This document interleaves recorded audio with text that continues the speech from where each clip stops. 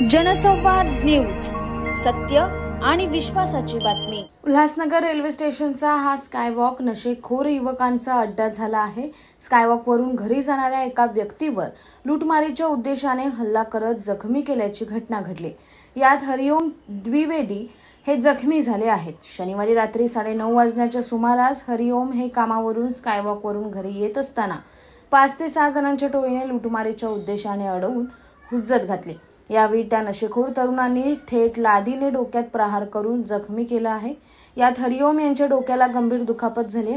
दरम्यान स्कायवॉक नशेखोर तरुणांचा अड्डा झाल्याने सामान्य नागरिकांना सुरक्षित प्रवास करता येत नाहीये। पोलिसांनी अशा नशेखोर तरुणांवर कारवाई करावी अशी मागणी नागरिक करत आहे। माझं नाव हरिओम द्विवेदी आहे। मी कामावरनं येत होता ओव्हरब्रिज मधला आपला रेल्वे स्टेशनचा। मी तिथं बोलून चालत होता म्हणून पाठीमागला कमीत कमी 6 लोक होते तिथं उभं। मी बोलत जात होता। नंतर माझ्याशी बोलता तिकडनं काय जात आहे म्हणून मी बोला इकडनं जायचं काय गुन्हा आहे का, तर बोलला नाही। ते लोक काहीतरी त्यांच्या बोलणं चालू होता। नंतर डायरेक्ट त्यांनी मी बोलला नाही मी इथंच राहतो, इथंच राहणार आहे मी। तर त्यांनी नंतर लादी उचलून माझ्या डोक्यात मारला। किती पोरं होते?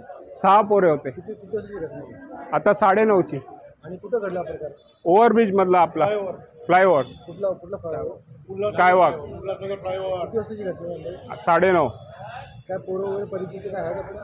नाही, माझ्या काय कोणी परिचितचा नाही, पण ज्यांनी मारला हात लावला आहे मारला आहे त्या पोरांमध्ये एकला मी धरला होता। मोबाईल वगैरे काय? नाही, माझ्याकडे काही नाही। तुमचा मोबाईल वगैरे खिसण्याचा प्रयत्न केला त्यांनी? हा मोबाईल त्यांनी पाहिला म्हणून ते नाटकं करू लागले, असं झालं। त्याचं नाव काय नाव आहे त्यांच्याकडे? काय सूरज इस्माईल मुल्ला आणि त्याच्या मित्राचं नाव तुरू।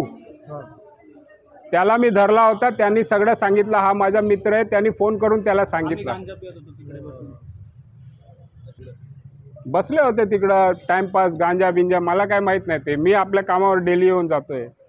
डेलीचा रुटीन आहे माझा। तुम्ही राहता कुठे? 3 नंबर ओटी, गुलराज टावर समोर।